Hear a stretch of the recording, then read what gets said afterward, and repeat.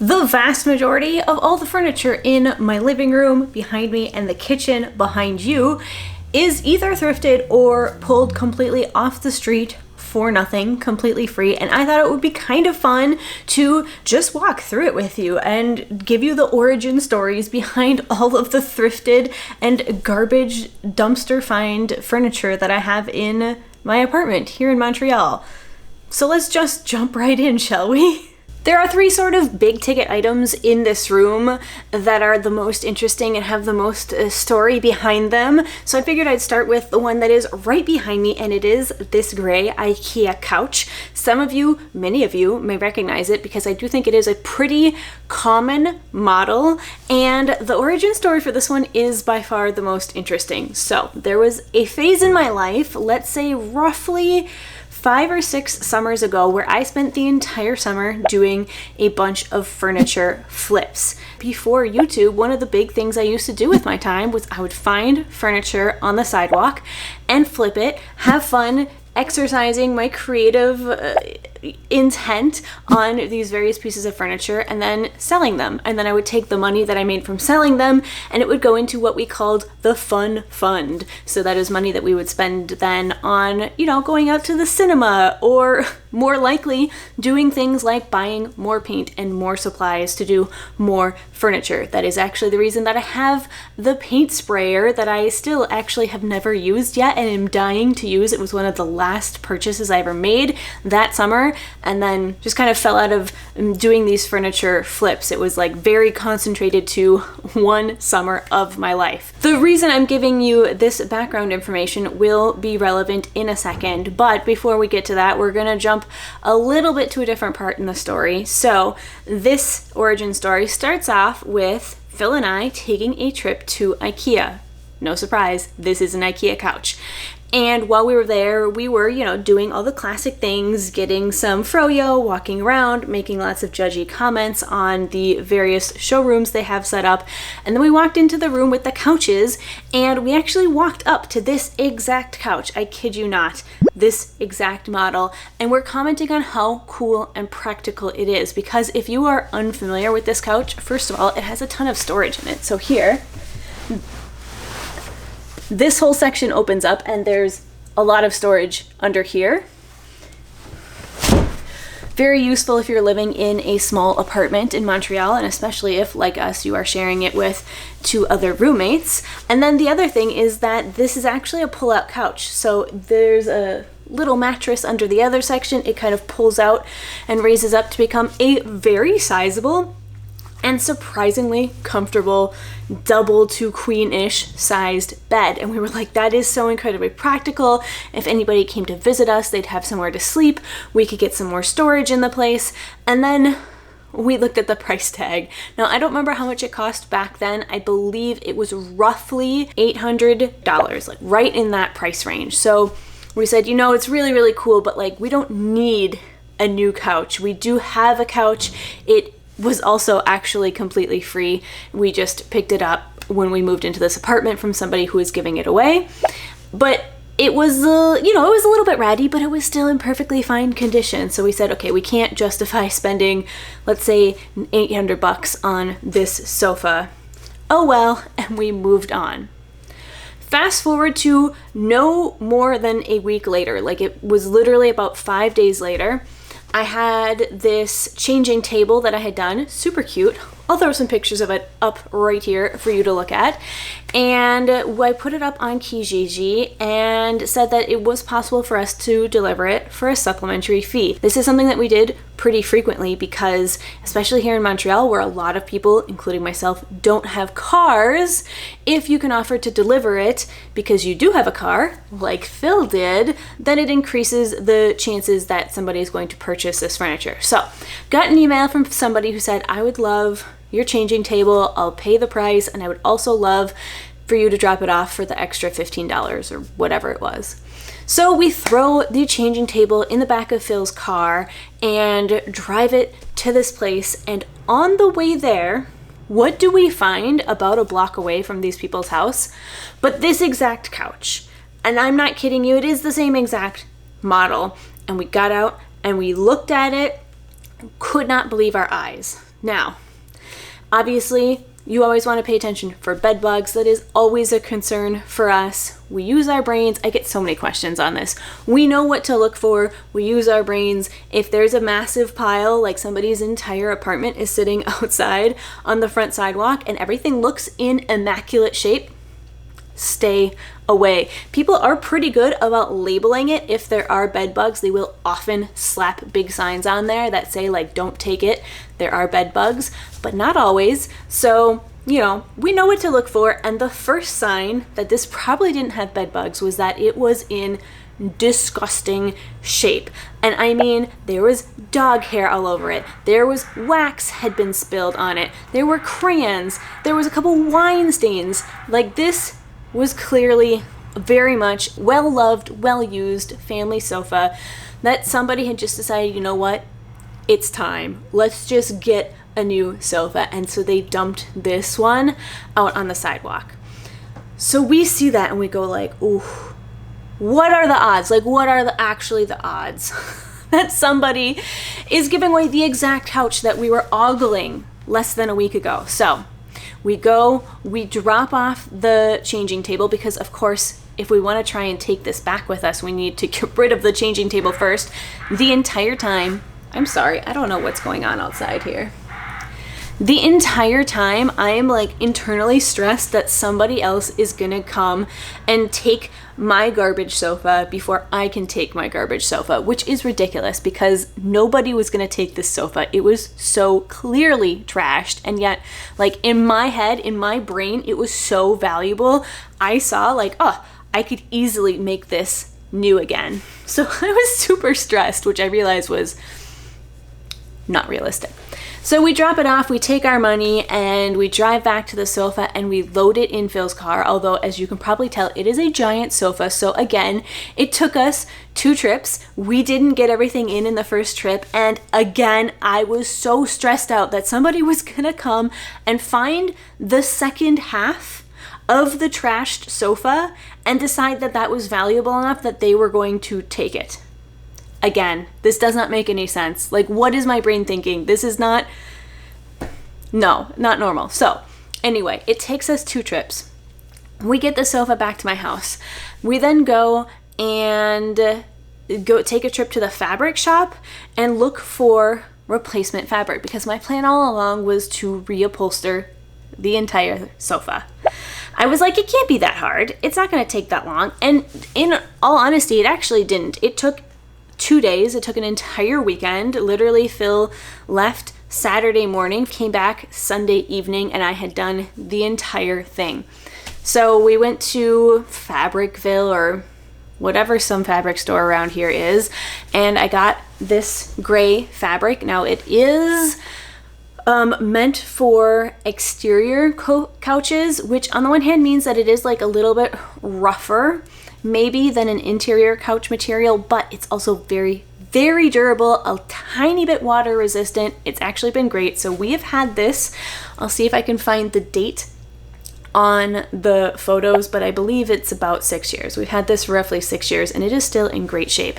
One thing that was really fun was that as I took apart the old sofa, because I was taking it apart carefully to use the old fabric as patterns for the new fabric when I was gonna reupholster it, I discovered just how incredibly efficient IKEA is about their usage of fabric, which on the one hand makes total sense, but on the other hand was still kind of encouraging and fun to see. They're not doing it for the environment, they're doing it for their bottom lines. But either way, it was kind of fun to see. And really, because if you look at the sofa, it's very boxy and angular, and everything is actually of the size that it's really easy to just basically cut out a series of squares and rectangles and arrange them very, very efficiently on a long strip of upholstery fabric and cut everything out. So yeah, I spent the entire weekend doing that. I'm honestly very proud of how it turned out.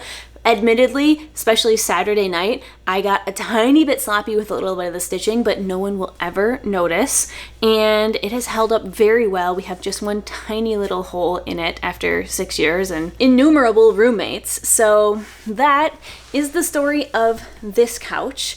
And I just thought it was amazing how we had found that exact couch and then less than a week later came across it on the street. It's not the first time that's happened, but it definitely was like the most noticeable, the biggest ticket item that it has ever happened with. And then yeah, literally 3 days later, I had completely reupholstered the whole thing. There's only one tiny little portion of this couch where I ran out of upholstery fabric or ran out of energy. I actually don't remember. And it is this tiny little strip at the very, very bottom. So you can see the color it used to be, that kind of light bluish, grayish blue color. And then now everything else is gray.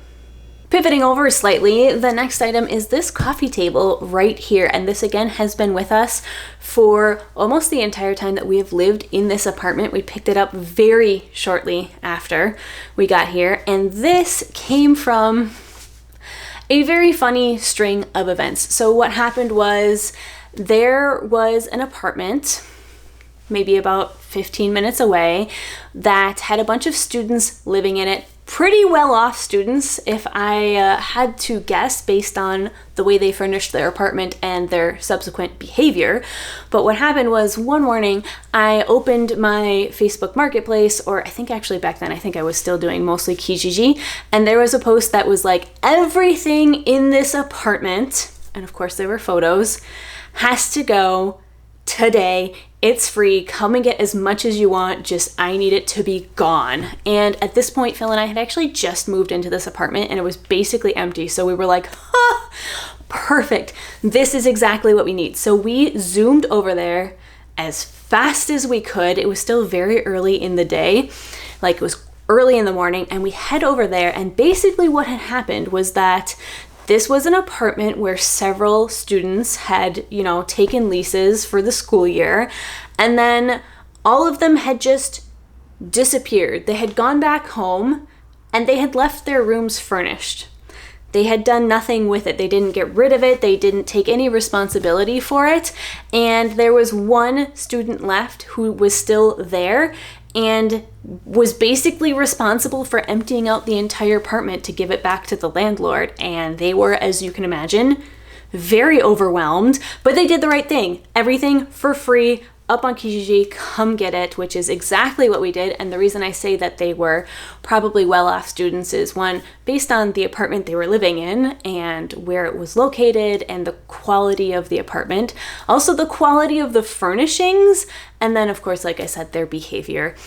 So we got a lot of things from there. There's actually a clock up there that came from that day as well, but this was one of the things that we got. This is our main coffee table here in the living room, and it's really good quality. It is not actual wood, it is just MDF, but it slides. It's in great shape, very well constructed, but it was all this very ugly, dark, not quite walnutty color, a little bit warmer than that, but it didn't go very well in our apartment. So I said, all right, I'm gonna paint the entire thing white, which I did. I gave it a good coat of primer, a primer meant for this sort of situation, and then I painted it with a semi-gloss white, which has withstood the test of time very well. It is, like I said, it's been here almost a decade and it is in fantastic shape.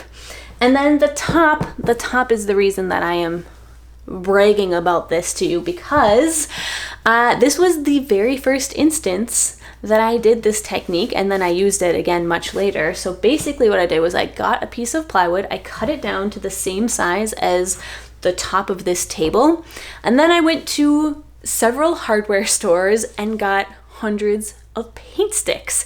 And then I spent hours and hours and hours cutting them down very carefully into this chevron pattern. Except it's not actually a chevron pattern, it's a herringbone pattern. There's a very subtle difference. And this is, looking at it, it's actually a herringbone pattern. So I did that. As you can imagine, paint sticks are not necessarily the most standardized shape. So I did have to do some little patches in here and there, but it turned out really, really well. And then I went, and this is the one piece that I did buy. I went to the hardware store and I bought a very small but very long piece of trim, and I cut it down to do the borders. I did do some nice mitered corners, although it is pine trim, so they are slowly getting a little bit banged on the corners here. And And yeah, glued everything on, sanded it down within an inch of its life, and stained and varnished it. Now, looking at it, which is you're probably looking at it right now, it is worse for wear. Like I said, it has been like this. I have not retouched it since I did it originally, and it's probably been not 10, but about 8 years. So this is 8 years worth of daily use by 4 roommates, and it's held up very, very well. And I probably should actually give it another coat, really light sanding, and do another coat of varnish on top of it. But I think it looks really good. It fits really well in with the rest of the stuff in our apartment. And trust me, I don't have any before pictures, but it looks so much better than it did originally. Originally, it was very nondescript and ugly, and you could tell it was MDF, and I think that the MDF pattern was actually quite scratched on the top, so I think that's why I knew I had to cover it, and then I just decided to cover it, you know, with this really cool chevron pattern instead of something a little bit more boring. Next up on the list is this really fun piece behind me here. I don't know what it's actually called. It's like a leaning ladder shelf situation. And the reason I don't know what it's called is actually because Phil and I made this, and we made it almost entirely out of recycled wood, which I think is very, very fun. And it's actually one of my absolute favorite pieces in this room. So the shelves and the sides to the shelves are made from Ikea slats that we harvested from all over the city. Now, these are harder to find these days because Ikea has switched from using quite as many just plain pine board wooden slats with that piece of sort of twill tape that connects them together. And now I see a lot more of those kind of arched bed slats. And this is probably only me that notices this because I pay attention to the garbage that people are throwing out, and it's almost always IKEA garbage, and a lot of it's been interesting just to see it change over the years. I feel like I could go off on a whole rant about how IKEA is the fast fashion of the furniture world, but I won't. I will stay on track. So the shelves, like the actual horizontal pieces, are just a bunch of IKEA slats. The sides are as well, and they go from like a very small shelf up top, and they progressively get bigger and bigger as you go down. I'll show you some B-roll footage so you can get an idea of what I'm sort of talking about. And we wanted to make sure specifically that the bottommost shelf was big enough for our printer at the time.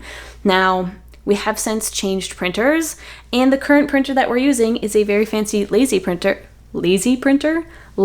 printer from our accountant. We got our accountant's printer for free because we fixed it. So that's a story for a couple minutes from now. Currently, let's focus on this piece here.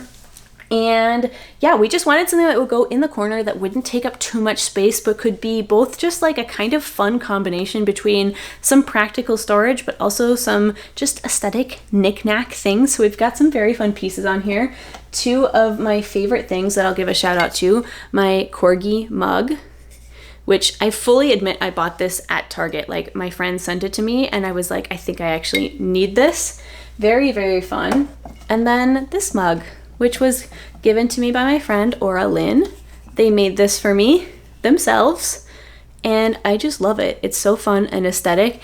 And this one I actually drink out of. The Corgi mug, not so much, because the inside, it's very hard to clean it out. So I don't drink out of that one as much, but I do definitely drink out of this one sometimes, and then am very careful to not break it because it's very precious to me.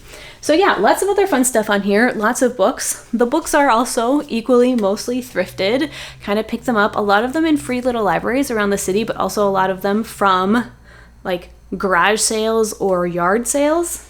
That's a big one. So yeah, this was just a really fun piece, very fun project to work on, very small, very manageable. We stained it the same color as the top from the dining room table down here. That is kind of a theme. Everything I make for my kitchen, I tend to stain the same color. I believe it's the English Walnut by the brand with the yellow cans, Minwax. Yeah, it's Minwax, and I think the color is English Walnut. But yeah, highly recommend. Very, very cute. Absolutely my favorite piece, I think, in this entire apartment that we've made.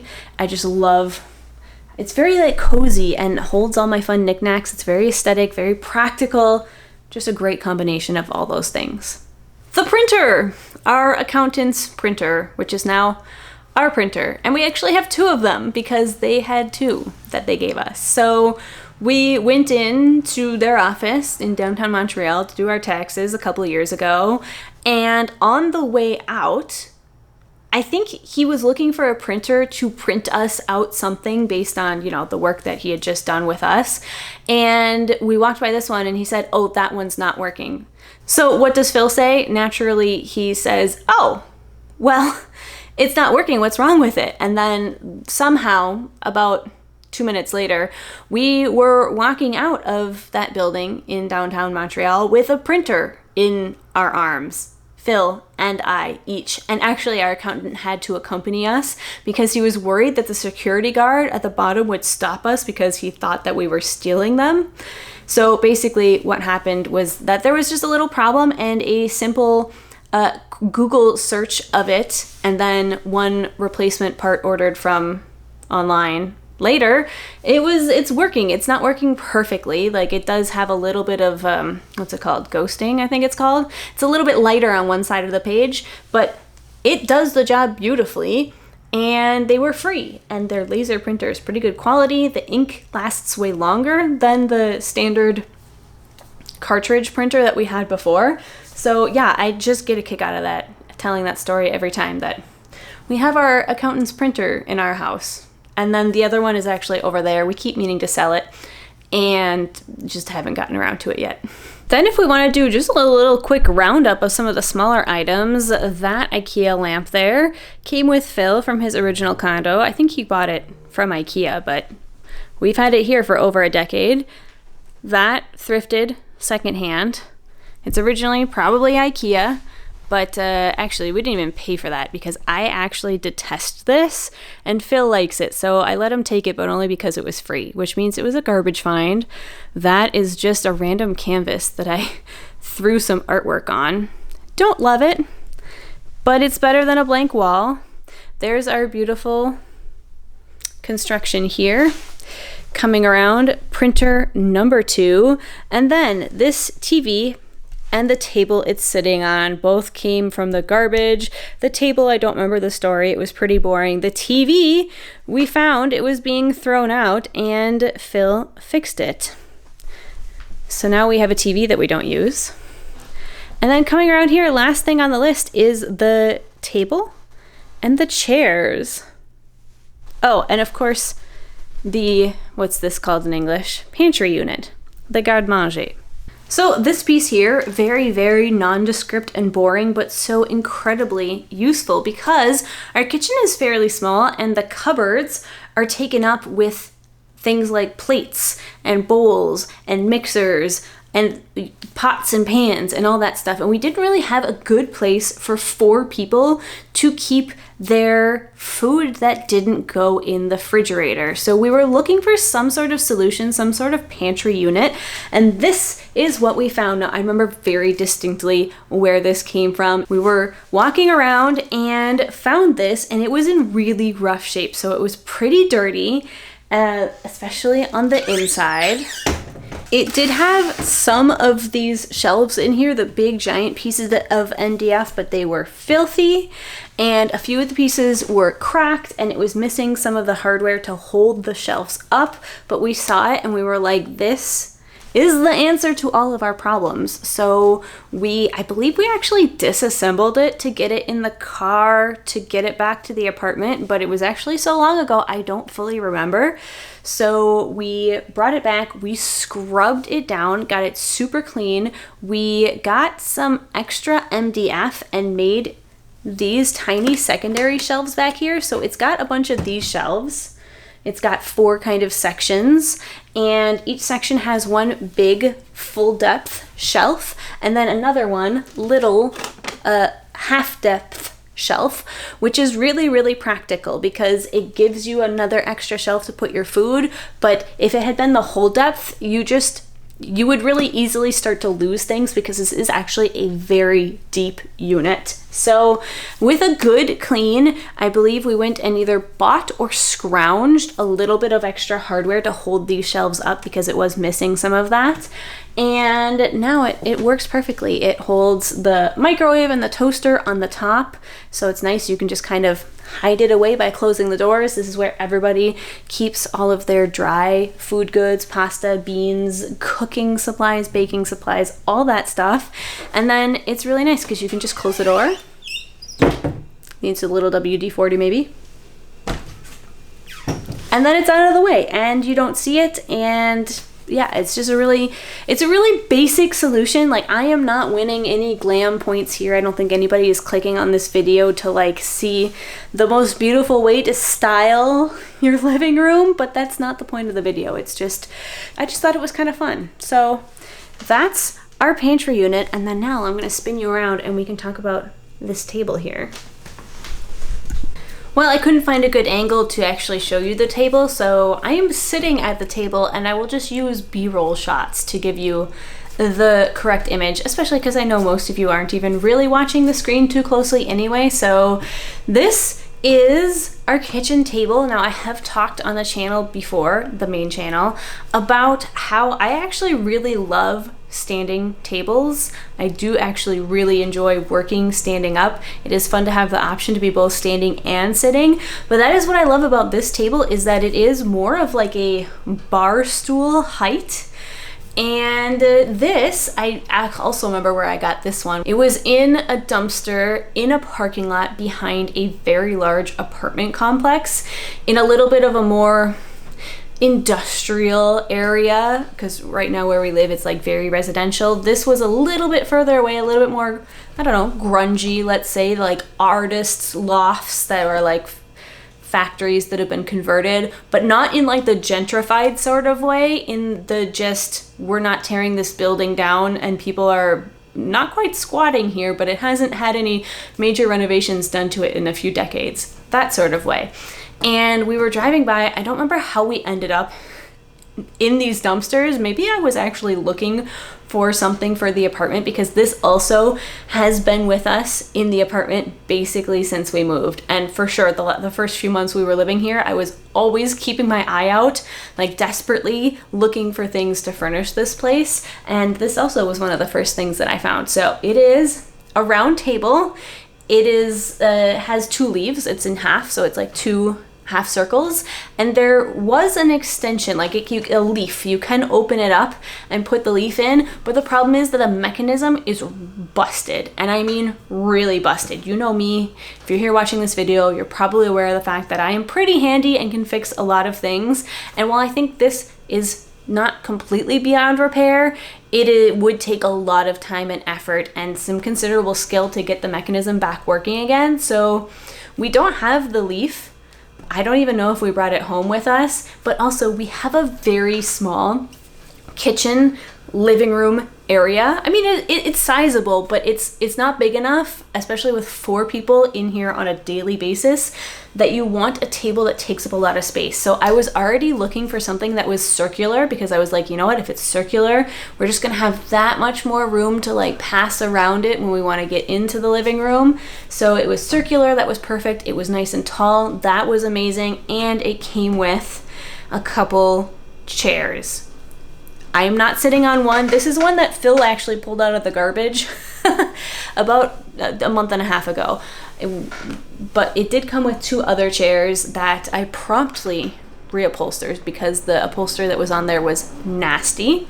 So the tabletop, short term, we just threw a tablecloth on it and called it a day. I immediately reupholstered and washed down the chairs. They're actually in really good shape. They look pretty good, and they have held up incredibly well. Again, 8 years or so here. They are absolutely due for another reupholstery. This will be about my 3rd reupholstery of them, because we use this table daily. Like, we are sitting here all the time when we're in the apartment. So I do have to reupholster them fairly frequently. Again, with thrifted fabric, of course. But then I did eventually circle around about, I'd say 4 years ago, and redid the tabletop, and I'm so happy with the way it turned out. I think I have some photos I can throw up on screen for you, but basically I did a very similar concept to what I did for the dining room table down there, and except that this time I made the wood slats myself. So instead of going and using the paint sticks from the hardware store, this time I knew I wanted them to be a bigger scale, like just a bigger proportion, because the paint sticks, they come in exactly one dimension and it's very small. So we went and we cut down some of our own slats to use for this, and then I glued them onto the existing tabletop, kept the crack down the middle just in case we ever wanted to split it in two and try to make a leaf for it, but wasn't too worried about that actually being a thing. Then once again stained it with the same English walnut, and then threw another tablecloth on there to protect it. Again, this is one that I found at the thrift store. I absolutely love the colors. It's like very warm and cozy, and also love the fact that it's a very busy print, so that if it gets dirty, you don't immediately notice, because again, with 4 of us living here, it's never impeccable. So it is kind of nice that it's a very busy print. But then I also went out and got a piece of glass. This one came off a marketplace. I actually paid for this one, but it is of course still secondhand, and that's because I needed to find one that was exactly the same dimensions as the tabletop. I didn't want it smaller, I didn't want it bigger to like risk the glass hanging off the edge of the table, and it did take me a few months, but I finally found a piece of glass that was exactly the same exactly the same size as the tabletop here, and it has been living on there ever since. So on the one hand, it's kind of a shame because all of that hard work I went to refinish the tabletop and make it look beautiful, kind of now it's not seen because it's covered by this tablecloth. But I will also say that this tablecloth is very rapidly approaching the end of its lifespan, because it has been on here for about 4 years now too, and it is just, the covering is falling off in places, it's ripped in places, it is very much starting to show its age. So I think at some point very soon I'm gonna take the tablecloth off of it, leave the glass on. The glass will protect the wood underneath, but then we'll be able to like see and appreciate all the hard work that I went to for this table. So I hope you enjoyed that fun little rundown of all the thrifted and garbage dumpster finds I have in this room of my apartment and their origin stories. I do want to clarify that I don't mean this in any sort of holier than thou sort of way. I'm not saying that everything in my apartment is thrifted and free and therefore you're bad or less than if you've purchased stuff new. That is not at all what I'm going for. I just have had several conversations in the comments, like in a good way, in a very friendly way, with people like discussing this exact topic, and thought like there were enough people that were interested in that, because, you know, recycling and repurposing and reusing is enough of a part of my channel that people are aware it's something that I do. And I just thought it would be kind of fun, especially when, like, the day that I realized I was sitting down at my thrifted kitchen table and looking at everything in the room, and just had this like moment where I realized like, wow, I don't think we bought anything in here new. Now, obviously, looking back at this, I think that Ikea lamp, that's Phil's, I think he bought it new. But again, he bought it when we weren't together, so it didn't even register with me. But everything else in here is thrifted or secondhand, which I just find really, really funny. Actually, I realize I misspoke again, because there is one other thing that's in here. It's decor, so I don't know if it really counts, but it is this fun little clock here that was a present that I got for Phil. It was one of those like assemble it yourself type things, and it's just a fun little set of gears. And then you can set this. Whoop, I pushed it too aggressively. But you can set this going and it will keep time, and this is weighted right here, so it will slowly pull down. And once you set it clicking, it will click for 24 hours basically. So I think it goes without saying that I did not set it going before I filmed this video, because I did not want y'all have to listen to that tick-tock in the background, but it is kind of a very fun, appealing little sound. And also, while we're here, here's a close-up shot of that clock. It's actually pretty fun. It's double-sided, so you can see it on either side. It has two faces, which does mean it blows through batteries a bit faster, but it is kind of fun, and I actually wish that we had it somewhere else in the apartment where you could take full advantage of the fact that it has a clock on both sides of it, but we just didn't find a spot where it was more useful than here, even if we mainly only use one face of it.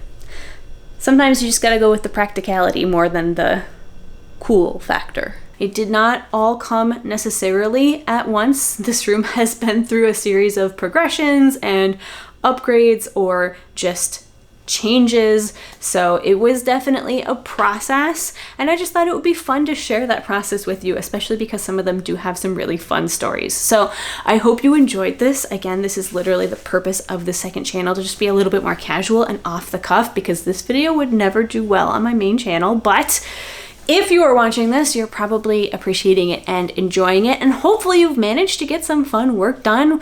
I imagine if you are listening to me right now, you're probably in the middle of doing some other task, whether that is a cleaning or petting your dog or doing some crafting or, you know, procrastinating on a task that you don't want to do. Be sure to let me know down in the comments what it is that you were doing while you listened to me talk about all the thrifted stuff I've got going on in my apartment. Let me know if you enjoyed it. Let me know your thoughts. If you also have some amazing thrifted stories, like pieces that are in your own living space that you'd like to share with us, throw them down in the comments. Feel free to peruse the comments to see other people's stories. That's always fun and something I enjoy doing when I'm on other people's channels. So with that said, I'm going to sign off for today, and I'll see you in the next video.